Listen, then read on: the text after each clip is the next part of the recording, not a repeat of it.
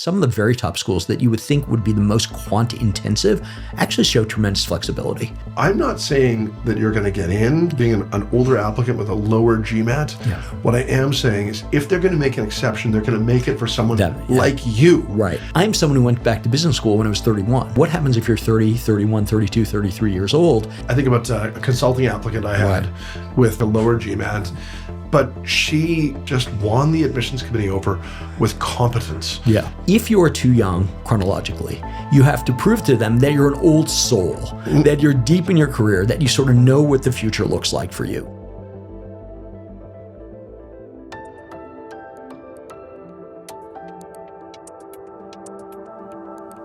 The MBA admissions process is in many ways subjective. There are some stats that you'll need in order to have a chance. A high GMAT or GRE score, a great GPA, proof of your quant abilities, a history of solid work experience. But at the end of the day, there's no formula for getting in. That's why, despite having had a history of helping MBA applicants over the last 20 years, we here at mbaMission sometimes are surprised. Today, mbaMission founder and my co-host Jeremy Shinewald and I are talking about the applicants who really surprised us and in the best possible way. Those applicants who were long shots or didn't seem to have a chance at some of the top schools actually got accepted. And that for us was very exciting. And we're here today to discuss some of those success stories. So when I think about who surprised us, sometimes I'm the first person to say they were surprised, but not really. Right. And so let's talk about those types of candidates. I guess I think what we're saying is a lot of the risks to us seem manageable. That's right. From the outside, from like optics, from the outside, someone might say that looks fatal. You know, that low GPA, that looks fatal. It's not always fatal. I think that's right. Yeah. And I think when most people are surprised, they will look at GPA or GMAT of people who are accepted and say, wow, how could somebody with a insert very low number? And if I remember correctly, you once had someone with a GPA of, 2.67? So let's identify some categories. Yeah. So we've got those applicants with low scores that I think might surprise an outsider, maybe won't always surprise us. That's right. Other types of candidates are low GPA. Certainly. Yeah. The fact that you may not have actually demonstrated quant skills, which are very important to business schools. Okay. And then we start getting into things like too old, too young, I would say a checkered work history. Okay. So we got low GPA and GMAT or low score. Yeah. Too old or too young. That's interesting. Lots of applicants come to us and they ask us just that, like, oh, am I too old? Yeah. We have applicants who have inconsistent work histories, right? And they assume, hey, it's business school.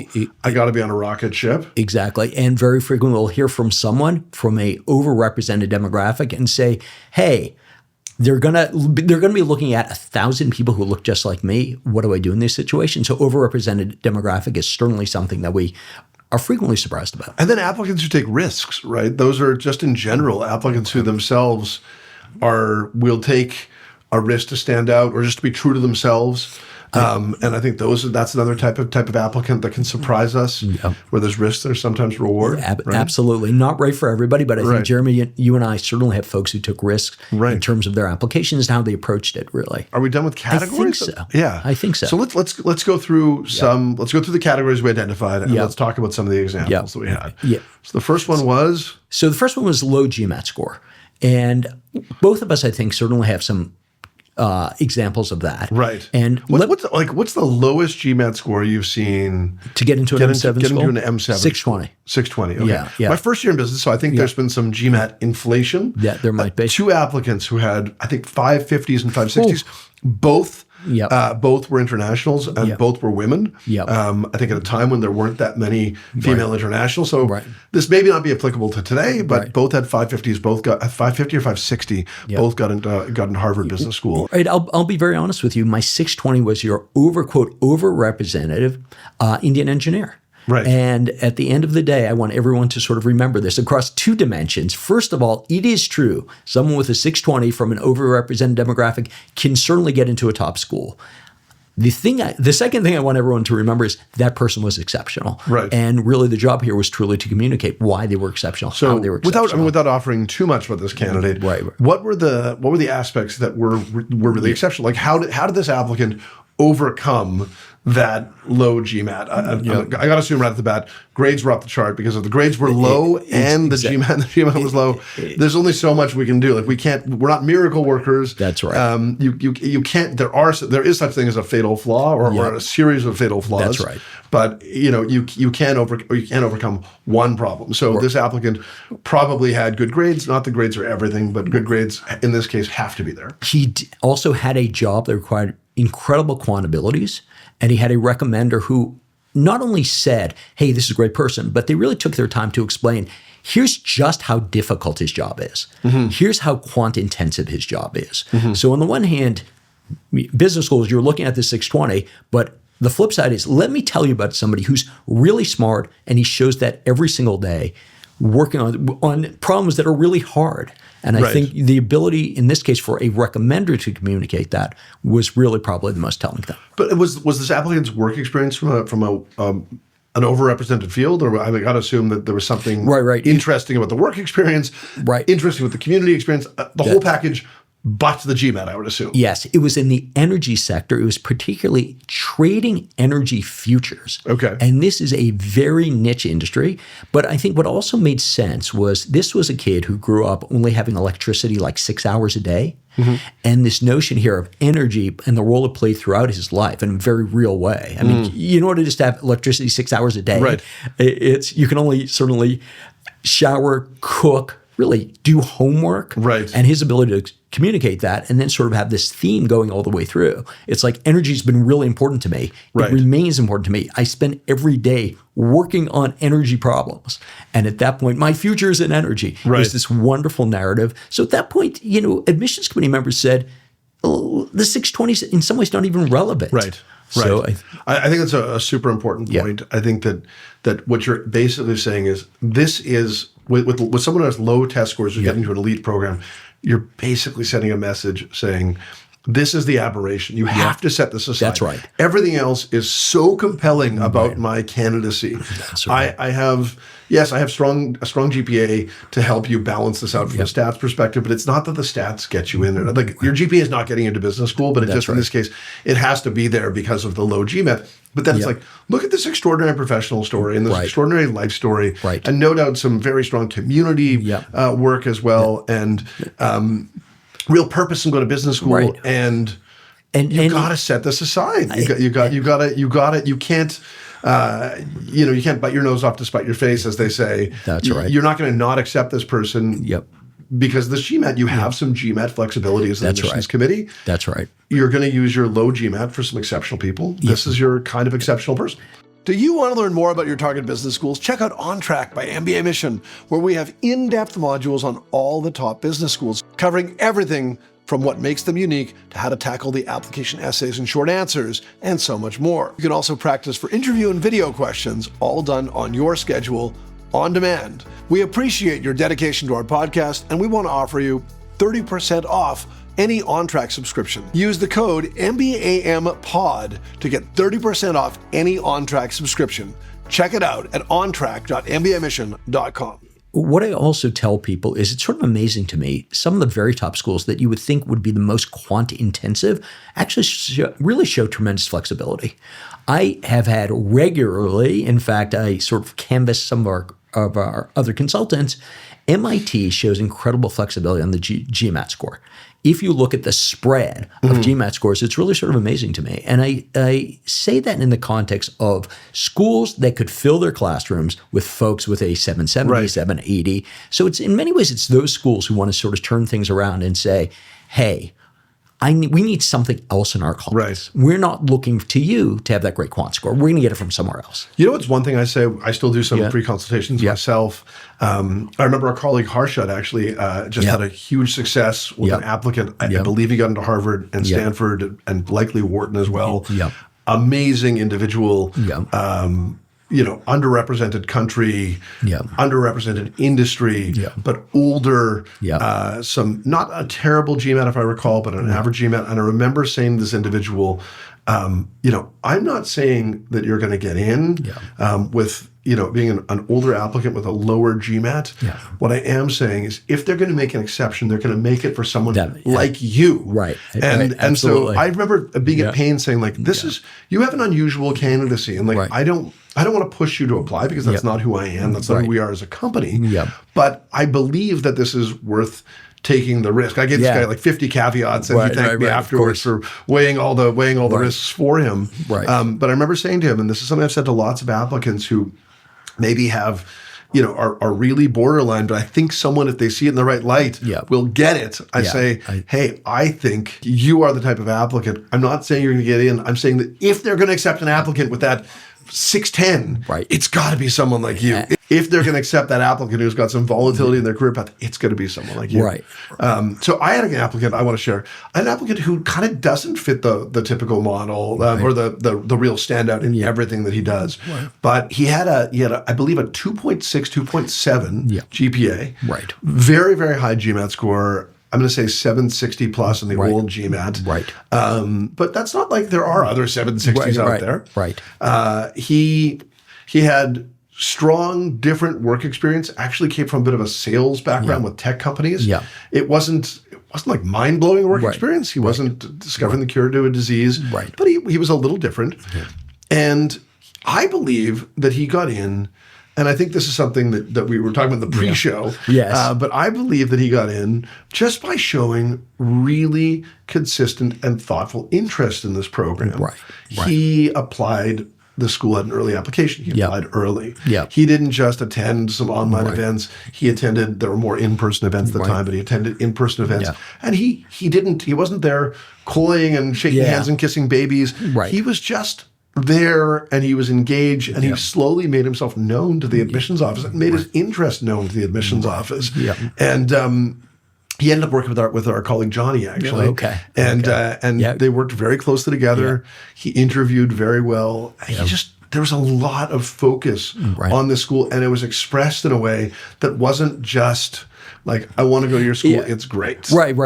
I think I had a similar experience, again, with somebody who got a 620. And honestly, he made it very clear this was the school for him. And these were the exact reasons why. So there was none of that sort of fuzzy hand-waving language. I want to be with smart people in an entrepreneurial place. He was very, very specific. He really went, I tell people, go beyond the website. Really understand what's happening at the school. Talk to people. If you can drop a few names in, like my client did, he knew people. Those people explained to him. Dropping those names in doesn't mean just dropping those names. It means contextualizing them and explaining that you have had meaningful conversations. Just saying like, I spoke to Harold and MIT sounds awesome. Doesn't work. Saying, I spoke to Harold and he described his experience as part of the private equity lab, and he noted that this would be particularly impactful to my desire to learn ... Like you're contextualizing your examples. I think that's right. You're backing it up with like MIT, for example, asks you who you've spoken to in the community. So as does Columbia. It actually asks you in the application. So if you're saying like, hey, I really want to go to MIT and I haven't spoken to anyone in the community, you're not really saying you want to go to MIT. And then you have a tool that you use, or at least a technique that you use, which is you go into the essays or you go into the other piece of the application and you have someone change the name of the school. And if it still sounds legitimate, then at that point it's like you have not done what you need to do to indicate this is the school for you. Too generic if you can just copy and paste another school and it works with your essays for sure. Absolutely. One thing I will add, and we do this all the time, is someone with a low GPA, what they really need to do is prove their academic abilities. This notion here, they can take a class, they can actually succeed in it. So at that point, we frequently recommend do some sort of online class. For sure. You've got HBS core. You're not going to get in. Like it's not like the school is saying we have to wait for the 610 and we're going to let this person in. What they're saying is we need the 610 to be just not perfect, but like to be extraordinary in all other ways. And if you're 610, GMAT is not showing quantity abilities. You got to lead a horse to water. You got to give them something. Exactly right. And you have to be self-reflective in some ways. You have to be able to say, hey, listen, I know my academic I know my GPA was lower than maybe you wanted, but you know what? I can do classwork. I am smart. Let me prove that to you. And that's always this question here of, you may say something, but it's always prove it to me. Show that to me. You tell me you want to go to this school. Right. Prove it to me. Right. And that's the same thing with your academic abilities. Right. I mean, that's part. So, I mean, I think what we're really saying is execution becomes absolutely critical. I mean, it's critical for everyone, but it becomes like, absolutely. If you've got a stats problem, everything else has to be strong, and especially your execution. Right. Let's talk about others. We're talking about, I think we can go through examples till the cows come home on stats, but I think people are generally getting the sense of where we're going with this. Let's talk about applicants who may be too old, too young, those types of applicants. Right. And both of us always have them. So I'm going to give you some examples of too old and too young. I tell folks, if you're too young chronologically, you have to prove to them that you're an old soul, that you're deep in your career, that you sort of know what the future looks like for you, even though you're only 23 years old. If you are 2 years into your career and you are an entrepreneur and you sold your company and now you can take a break now's the time for me. Well, you're at an advanced stage in your career. I mean, that entrepreneur example is obviously an extreme example. Right. But, if you have this like incredible history of leadership, you ran student government when you were on campus, and now you're 2 years into a marketing career and you got a promotion ahead of schedule or something like that. Maybe now's the time for you. Right. Maybe.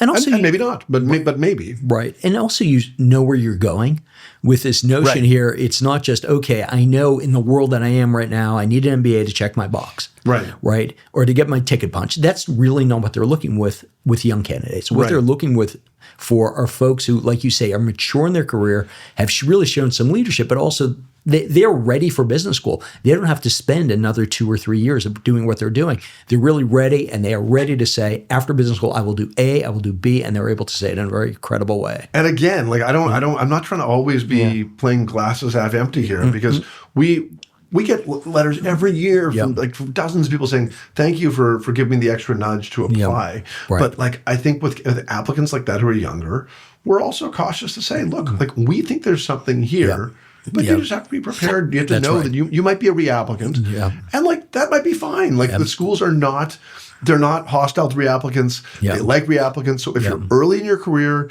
and you're showing a lot of promise, you like go for it. Right. I mean, there are deferred programs where you can apply really early, and that's risk free. But if you're 2 years into your career, it's rare to have someone who's 2 years into their career, getting into business school. You have to be extraordinary. Right. And it may happen. It may not. We'll do our best for you, of course. Right. Listen, I think one of the issues, if you're only 2 or 3 years into your career, is business schools are worried when you get into that classroom, what sort of value you're going to add. Right. At the end of the day, you just have not had that life experience. Right. And that's why you can't be a one-year banker applying, because there's others with more experience in that field. You have to be that kind of standout. Right. And the flip side is, what happens if you're 30, 31, 32, 33 years old, and are you, quote, too old? And I'm someone who went back to business school when I was 31. Right. And the reason it worked for me, and the reason that it works for folks who are, quote, older, is because they've had careers. They've had careers that in many ways, there's been momentum to them. It didn't make sense for them to go to business school. Things were just going too well. Yeah. And at that point, though, once you hit a certain age and things have plateaued, go to business school. Right. A perfect example is I had an applicant who was solidly into his 30s. And in many ways, he was told many, many times, go for that executive MBA. Right. But he really wanted a 2-year MBA.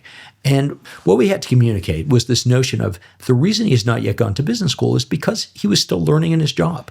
He was really having great success. He was really, growing with his career. There were great reasons for him to keep on doing what he was doing. But we also had to communicate the fact that he was plateauing, that if he was really going to advance his career, if he was really going to get the skills he wanted, then he really needed to go to business school. And where did he end up? He ended up at, I cannot say specifically, but let me just say it was one of the good school. Ones. one of the top two that everyone applies to. Well, I remember talking to the former director of admissions at Harvard Business School, or maybe 2 admissions directors ago, and I remember her saying to me, like, I would I would run across the street to meet someone who was senior in manufacturing. She's like, there are certain industries where you just gain so much from being deep into your career. And I think another thing to keep in mind with older applicants is, by the way, I think we're perfect bookends, because you were an older applicant. I was a younger applicant. I applied with 2 years of experience, and I was a speechwriter. There weren't other speechwriters in the class. I was able to show some unusual experience, but a lot of people look at the class profile and the demographic breakdown, and they say, well, there's no one like me. I'm 32, I'm 33, I'm 34. Some of that's self-selection. Like some of that is just a lot of people at that point in their career, they're deep enough in their career, they don't have the time to go back. They don't want to, the opportunity cost is high. Maybe they have family and they can't move people across the country. So they're kind of, there aren't a lot of applicants in their 30s. Now, I do think it becomes prohibitive, as you get deeper into your 30s. They are starting to say maybe an executive program is better for you. You have to sell them on that. I had an awesome applicant who I think straddles a lot of what we're talking about here. She was an older applicant. She had a very unusual career profile. She worked. I can't give too many details about her, but she came from a very traditional family that basically, a very religious family that basically said, work is not for women. There are only certain kinds of work that are for women. And she worked in that field for a period of time, and she kind of became her own human being and just forged her own identity and became a business person and risked severing ties with her family over that. And ultimately actually started quite a remarkable company. And she was able to say, look, like I'm deep into my career because my career didn't start. And like I represent so much. Like she almost said, treat me like I am I like my career started yesterday. I'm 3 years into my career instead of this unusual career that wasn't really traditional for business school beforehand. And she was mid-30s, unusual career trajectory, but was able to say, like, look, there's a high potential person here. And she got into a top 15 program. She got into 2 top 15 programs. I think it's important to say, the people we're talking about here, they didn't all just like completely run the board on this one and get into every school. Like a lot of them are, a lot of these applicants are getting into a school here, a school there. That's all it takes. But like, sometimes I say about these applicants, they're binary, right? Like, I say, look, the admissions officer, they're going to read your file, they're going to get it, or they're not. I think that's absolutely right. And we have that a lot, actually. It's not like it's a cohort. There's no cohort of women who come from very religious homes where their parents didn't want them working in certain fields, and then they decide they start a business. There aren't cohorts of you get my point. But absolutely. So I think it's like each one is binary, and so they don't all get into every program. That's right, which actually indicates maybe the need, and I want to be very gentle here as I say this, where you have to throw the Hail Mary in your application. You basically have to take the risk in your application. Because otherwise, there's sort of, on paper, there's almost no reason to accept you. You really have to push the admissions committee to say, I'm going to take a chance on this person because I love this person. It's so interesting, so exciting. I mean, I think back to again, a couple of years ago, twins were applying. Both had low GMATs. One was in range. Internationals. One had a very strong real estate background. Ended up at Wharton. The other one, I remember saying to him, like, we don't, generally speaking, do not say apply broadly. We want you to apply in a targeted way. We don't say add schools. This guy, we just said, look, you're an absolutely phenomenal applicant. Someone is going to get it. But we don't know who. And so if you really want to be in business school, you're going to have to apply more broadly. And he did. He applied to a large number of programs. And ultimately, I believe 2 schools let him in out of like 9. And this is years ago, but I believe he went to Berkeley Haas. I should look him up. Quite a nice guy. So I think you have to think strategically. Like it's not like, hey, there's a home for anyone who has one big quirk in their profile. You got to think strategically. And also one way that you mitigate risk, And I hate to say it, even though this is somewhat self-serving, but I'm not sure that it is, you have to apply a lot of schools. Yeah, I mean, I think it depends who you are, or you just have to accept the fact that you might not be in school. Right. Because like if you're saying like, look, I've got a 620 and I'm amazing, and everyone knows I'm amazing, I would still say to that person, if you only apply to Harvard and Stanford, like, you can't go in expecting you're going to be in school next year. We can do our best. I think you're the type of applicant who's going to get in with it.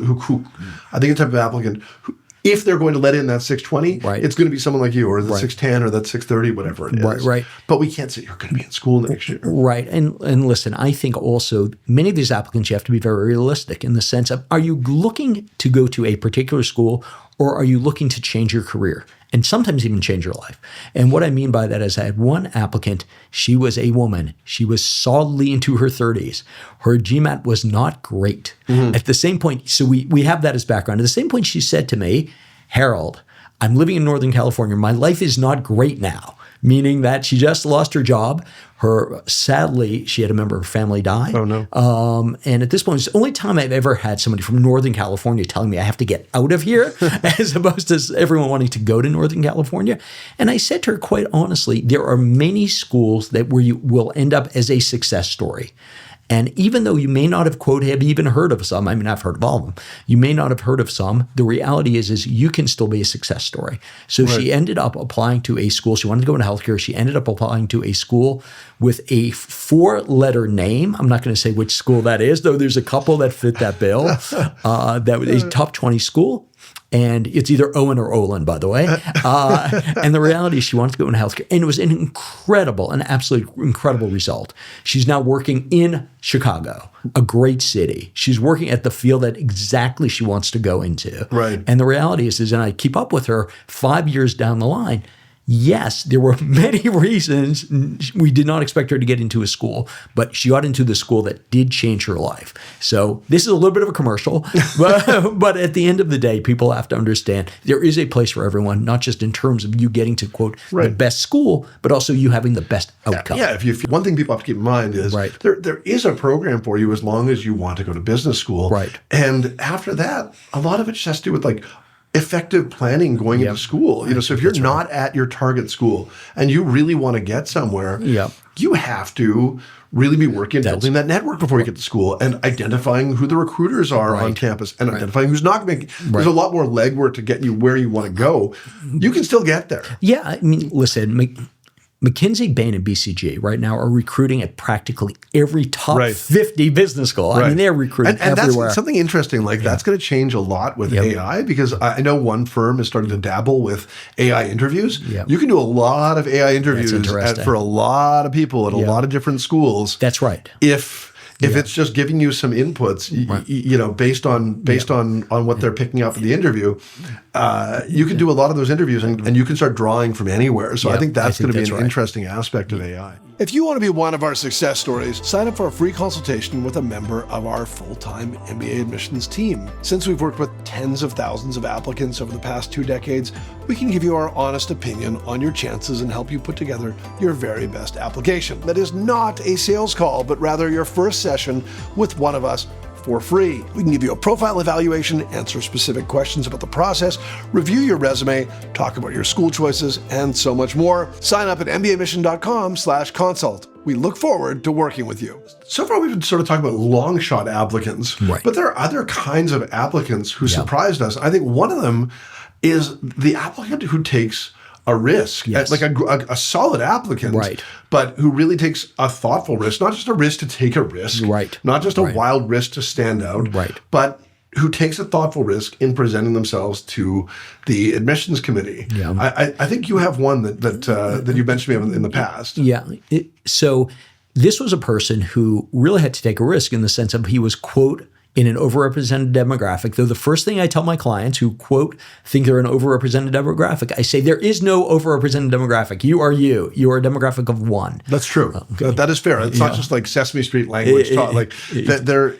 Every applicant has the ability in really mining their experiences to do their best to stand out. Like you can, no one has your personal walk through life. Exactly right. And or also, your viewpoint. It's a human process. It's a personal process. You have to make that connection.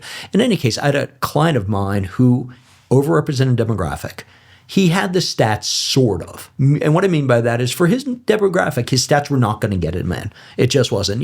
For some folks, a 750 GMAT or the old 750 GMAT is sort of table stakes. It's like you need that for even them to read your application.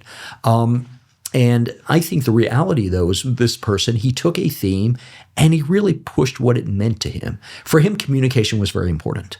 And what he did in a great essay, one of our best, I would say, one of our essays that really did, I think, believe got him in, is he said, communication for me comes in many different forms. One is art. So in his essay itself, he had a small picture of a painting that was very meaningful for him. He said he worked in a quantitative field. He said, numbers communicate to me. He then wrote a piece of his essay about an actual mathematical formula that we put in the essay itself. And again, you don't do these things because they're gimmicks. You do these things because it really helps explain who you are and why you should be there. As I'm listening to this, I'm thinking about two things. I'm thinking, one, you're going to have anyone who's listening to this is going to say, I'm going to start putting pictures in. It's like, don't do that. We never say pictures. Right. Two is, I'm like, as you say it, I'm like, oh no. Yeah. He put a picture in, and it shows you again that this was a thoughtful risk for this person. It was contextualized appropriately for this person. And that's like that might be a focus group of one. Right. Like it would take a lot for me to say to someone, yes, put in a picture into your application. Right. It worked in this precise case. For this again, particular I'm just like, school. Oh my God, how did you do that? But and also for this particular school. Right. At the end of the day, certain schools will react to these things much differently. And you also have to be cognizant of that as you think about your essays, what it means to take a risk at different schools, certainly. Right. Yeah. I had an applicant who his essay is actually in our book of GSB HBS successful essays. It's a great book. By all means, folks should download it. It's free now. 2 lessons from it, and in some ways, they're in conflict. The first lesson is that these are great essays. They're really enjoyable to read. They're captivating. You really get to understand who the person is. The other point that I want to make here is there is no formula. Do not read these essays and say, hey, I have to do exactly like what was done on page 30. Right. And I think not that's true to you, right? Because we're trying to find the things that are interesting. So if you look up the essay by Lukas, I think it's Lukas, it's a disguised name, and some of the details are disguised in the essay. But that essay is so forceful. This individual is so clear on who he is, and he writes about. It's one of my favorite essays ever, and he writes about how truth is the most important thing for him in applying to Stanford, and how it was so important to him as someone who was not a believer in God, even though he was in a religious country, that he had to have his name removed from the baptismal book. He didn't want to be a part of the sort of the state religion. And then he talked about how truth just defines everything. That is a risk. Yes, like that is a risk. Like you might be reading that saying, this is an individual who is going to be constantly railroading people with his values. If he feels he has to express this. Or you might say, this is a really empowered person who's got a very strong point of view on the world. And he talks about in this essay about how this quest for truth was deeply empowering and allowed him to actually call out several frauds in companies that he was covering. He was like, the math doesn't make sense. This company cannot be operating in this kind of way. And so that kind of fierce personal belief in truth also manifest in an empowered career. We talked about this a lot, and again, he was such a he was so ironic, or interestingly, he was such a deep. Truth was so important, and he said, "I'm going with this. This is who I am. I have to live this. And if they don't like it, they don't get me as an applicant." And he ended up getting into two of three schools that you would suspect. And just an amazing guy. But it was risky, and we agreed that it was risky, but where there was risk, he had very, very clearly defined who he was. And I've read that essay, obviously, and what I find interesting is he did bring some of those struggles up to the present. That he really made it clear why he wasn't going to divinity school. He made it clear why business school. And I think that's always an important point with this notion here of, again, very human process. And the realities is, yes, take risks in your essays or somewhere else in your application, but you do you have to bring it to this notion of, I'm going to business school. Here's what I want to do. Right. Here's what my narrative is. And in many ways, that also what makes a successful candidate is this notion of everything makes sense when all said and done. Right. And then I think it's important to note that there are some surprises among overrepresented groups. There absolutely is. They're going to let in a couple of hundred, private equity applicants across the top 7 schools. Like they're going to bring in a couple hundred consultants. Yeah. And so among those groups, there are going to be some who surprise, who you're like, whoa, okay, this is the type of applicant who, maybe didn't do anything totally extraordinary, but just again, like as an aggregate, is like, I think that they're going to see something here. Needless to say, there are many private equity applicants. There simply are. It's the nature of the industry. Clearly, the acceptance rate for PE applicants is not 100%. So there is a need for even those folks to really make themselves stand out. So I guess, in terms of applicants who surprised you from that group. Because it's a high achieving group. So can anyone truly be surprising aside from like low GPA, low GMAT? No, I think that's right. One of my private equity clients who was fine. He was a super nice guy, and I think that probably shone through in some ways.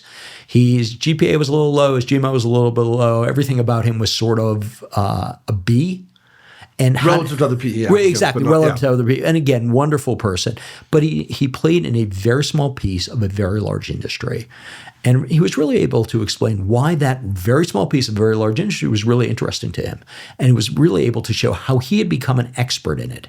And his recommenders said he had become an expert in this. We go to him as being the thought leader in the firm. We go to him to really look at deals in a very serious way. And from that perspective, business schools said, okay, this guy he has what he needs. We like private equity folks, but the reality is he's bringing some very unique knowledge into the classroom. And again, he was sort of playing big, if you will, in this notion here. If he was speaking to the investment committee, he was going to talk to clients. He was going to talk about possible acquisitions. And that is great experience. Right. I think about a consulting applicant I had with, again, like a lower GMAT, but I think just it's impossible to describe, but I think just won the admissions committee over with competence. It just oozed competence. Just like everything she did was just done exceptionally well and validated through recommendations. She just seemed to have some very strong project experience, but then also had like really strong internal leadership of internal initiatives that were run by the COO. So it was like, it wasn't that she was a wild surprise. It's that within a cohort of individuals, initially she blended in like anyone else. And then as you really start to dig, you're like, okay, this is an applicant who among this pool may not be there statistically, may not have those, what I always call like turns the dial statistically, but like wasn't far enough away that it was dreadful. And then just really outperformed professionally. And ultimately like that outperformance was meaningful. And so she's surprised in a positive way in that like maybe less competitive relative to her peer group in the superficial ways that you expect mean something to the admissions committee when they don't always mean something to the admissions committee, when competence ultimately means everything. And I've used competence in quotes because, competence just means like this, like oozing throughout her application of like, I just do things better. You can see it. And listen, I think competence has to get to the application itself. If you're applying to some of the top schools, you have to do a really good application. And it just doesn't mean that maybe there's no typos. Though actually we've seen typos, people still get it.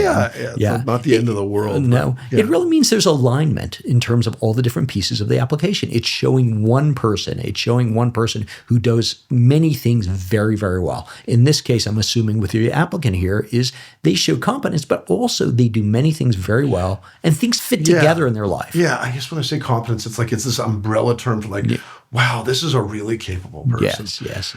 I think we covered a ton here. We covered a bunch of different applicants, lower GPAs and GMATs, people of unusual careers, applicants who are taking risks, older applicants, younger applicants. Right. I think and also the reality is that never write off a school or never write off business school more generally. Yeah. Admittedly, you have to tell a great story.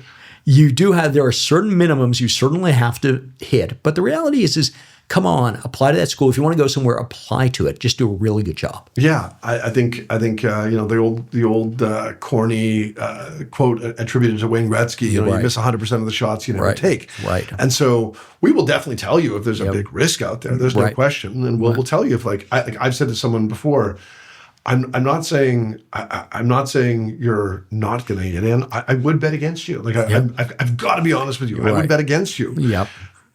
That said, there are other people I would say, hey, I think I see something great here. And I think that an admissions committee could see it too. And I think that they're going to accept someone who has this, whatever blemish you perceive you have, this kind of discombobulated career narrative, or they're going to accept someone as this lower GPA, whatever it is. If they're going to do that, it's going to be someone like you. And we will tell you that. Yeah, absolutely. And if that is you, we will encourage you. We'll give you explain all the risks, and we will encourage you. And may the chips fall where they may. And then maybe they can be a disguised anecdote on our podcast one day. Exactly, one day. Jeremy, thank you very much. And as usual, it's always great chatting with you.